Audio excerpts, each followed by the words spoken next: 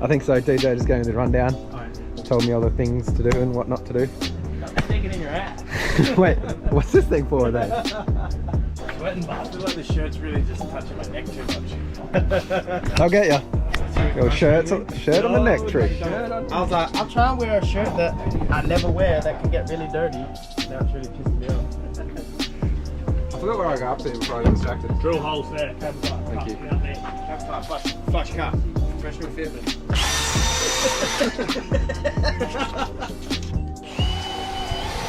I didn't think I needed to until I realised how much my wheel hit my thing, and I was like, not a bad idea. Fucking get your hand in there. Can't get my fucking hand in there, my friend. Don't fit. Don't fit. Come on, mate.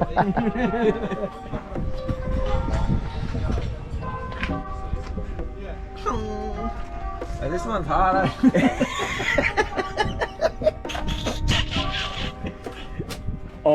Oh, that's what you could do. Just break the guard. Go crazy, then you gotta drill holes. I think the dickhead that drew the holes drew it too far back. Yeah, nah, as long as you're admitting it on film. Just gonna break my wrist and she's sweet.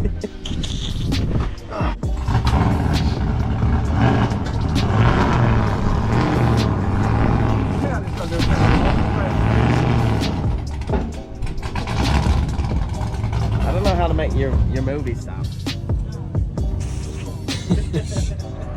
First couple of runs, the car felt better than it ever has, which is good.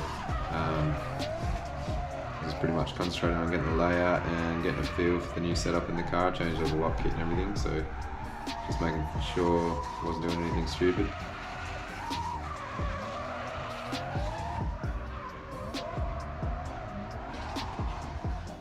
One of the other things I changed in the car was the catch can, because if you're familiar with RV engines, they usually breathe a bit.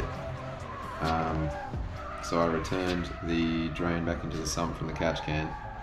Problem is, to do that, obviously the bottom of the catch can has to be higher than the drain, so I tilted the catch can in the engine bay. Didn't account for the G-force in the car, so the oil was going in the catch can and it was just getting pushed straight up out the filter because it was on an angle.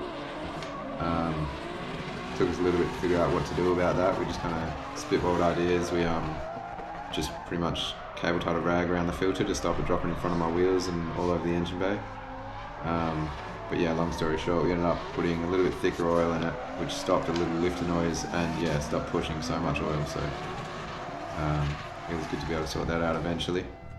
Mate, you got your torch on.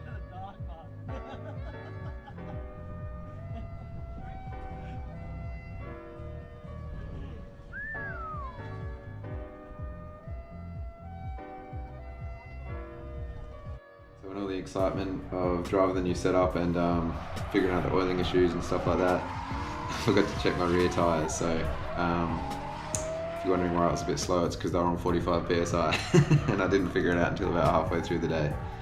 So yeah, I did a few practice runs with Ethan and Luke just to get a gauge on how fast their cars were, which I'm glad I did because I ended up battling Luke later on in the day.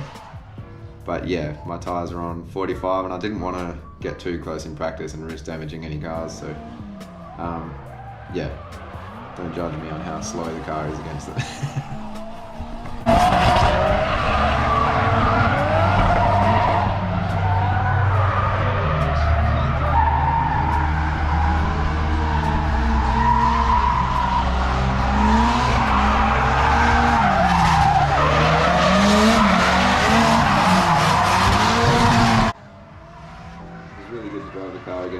Luke Hudson. He was probably one of the only other guys there with a pretty basic low-powered car, so our cars were really evenly matched and it was super fun to be able to just yeah, go as hard as we can against each other.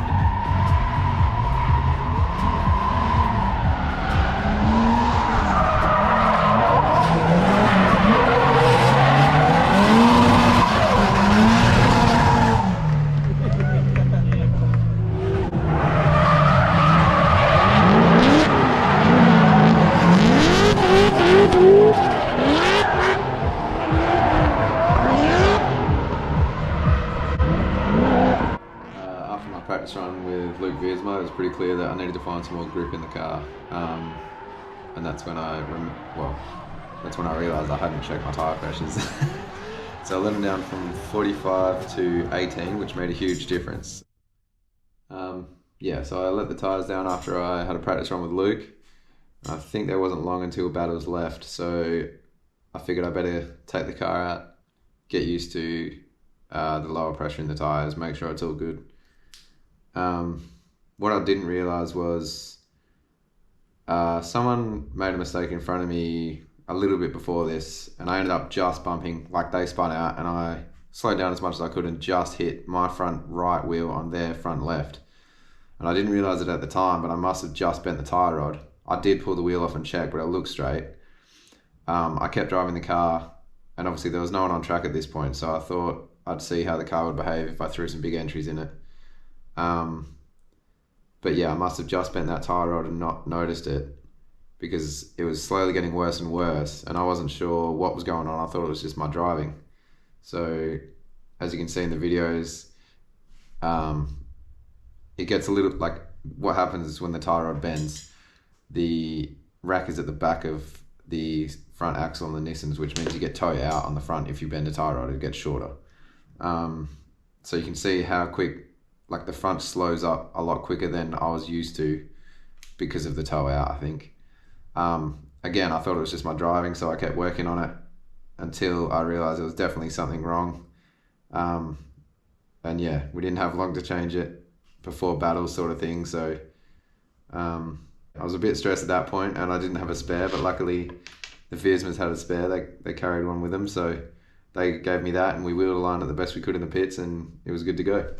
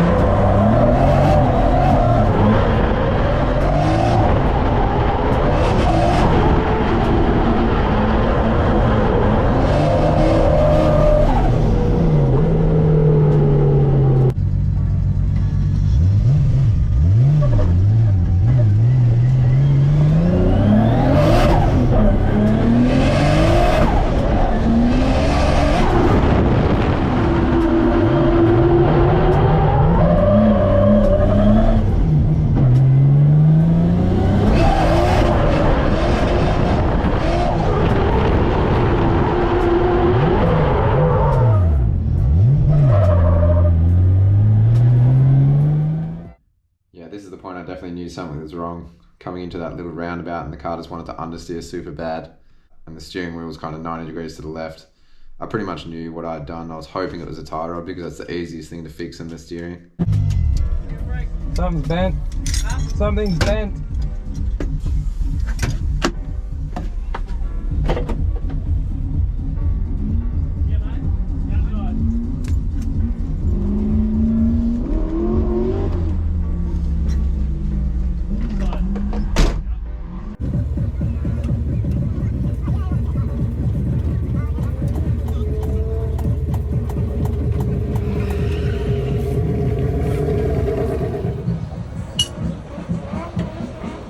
Donkey dick tie rod.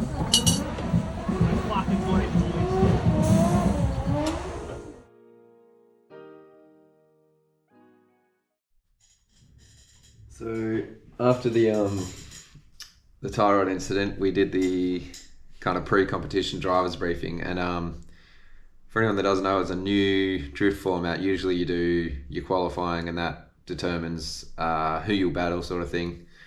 This new style was, I actually really enjoyed it. It was, so Mitch made us draw chips out of a bucket, and it was good to have some anticipation on who you were battling. You know, we had a big, well, not a big circle. There was only 9 drivers left at this stage, I think, with all the broken cars and everything. But yeah, it was good to have anticipation because you didn't know who you were going to get, which brought a level of anticipation that drifting doesn't usually have. It was good for the spectators as well. I think that's what drifting needs the most in Perth anyway, is I don't think a lot of people enjoy watching drifting because they don't understand how it works or how you get the points and stuff like that. But it's really good to give them something to enjoy as well. Another new thing Mitch brought in was call outs. So you could do, in the first round, you could call out anyone you wanted, any of the other drivers, which I thought was really cool. No one really wanted to call anyone out at the start, so I decided to call out Luke Utterson because we had a few really good battles in practice, and I thought it'd just be a really cool battle just to, they're both evenly matched cars. And yeah, it was a good way to find out who was better, I guess, on the day, I should say, because anything can happen. So I called Luke Utterson out. In hindsight, it was a little bit of a stupid move if I was playing strategically, because there was 9 drivers.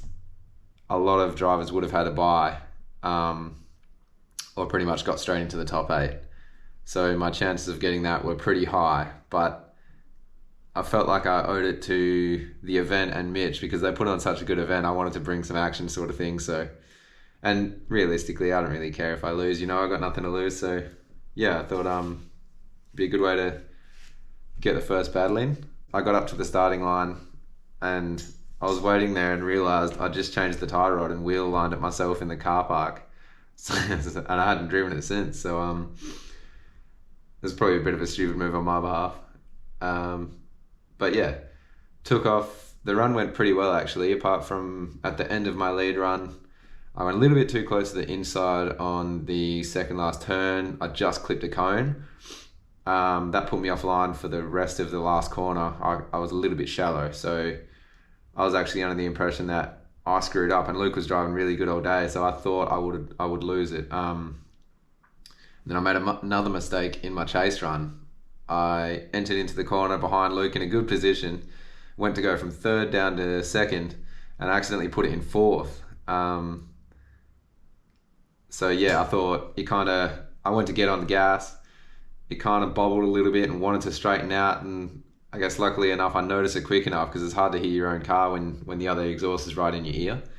I noticed the car didn't react how it should have, noticed what I'd done, put it into 2nd, and I think I did it just in time to not have a big straighten. I managed to catch up just about the roundabout, I guess.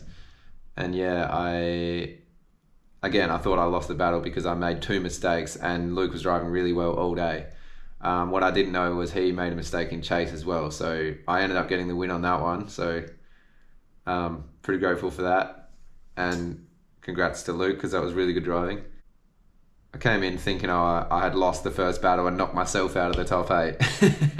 But I ended up getting the win, which was cool. And yeah, thanks to Luke for accepting the call out because you don't have to. He was good. He brought the show. I liked it.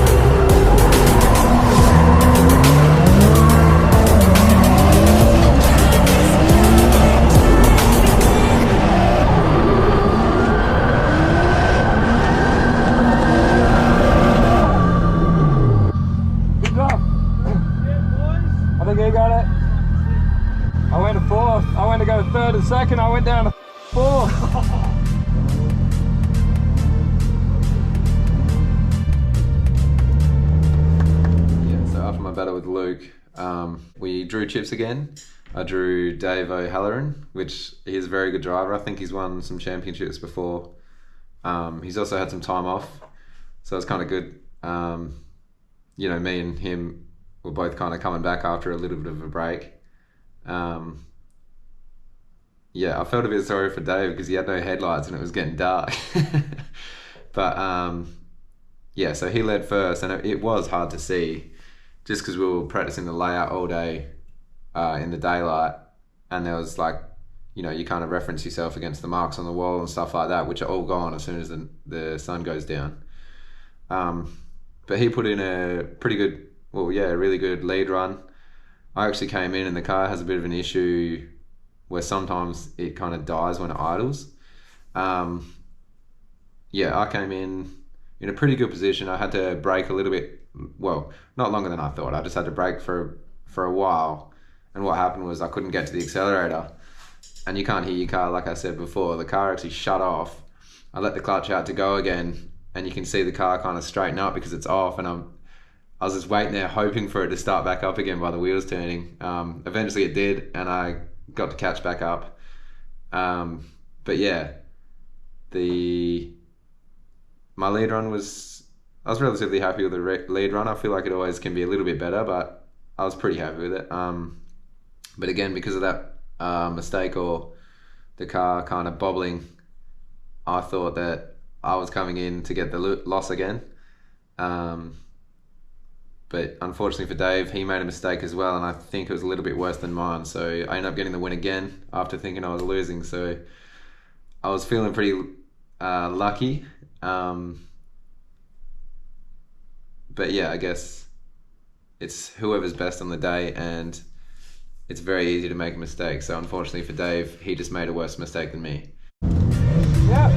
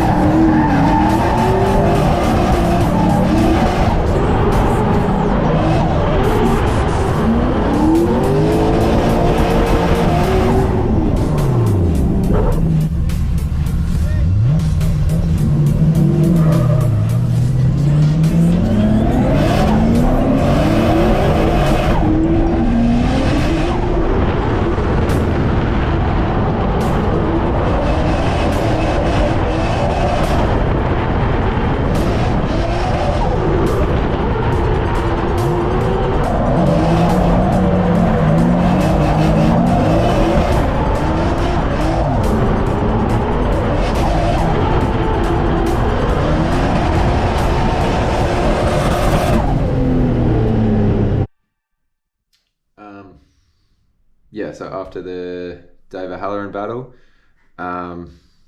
he was obviously knocked out and I moved into the top 4. We drew chips again. I drew Luke Viersma. Knew I had my work cut out for me because he's a really good driver in a really competitive car, so it's a pretty unbeatable combo. I'm glad I had a run with him in practice to realise how fast his car was and everything. I knew that I had to be on my game and pretty much give it everything the car had. I was chasing first, he was leading. So pretty much as soon as we were ready to go, I was as fast as I could go off the line just to be anywhere near him. I'm pretty happy with how the chase run went, to be honest. I don't think I could have done much more.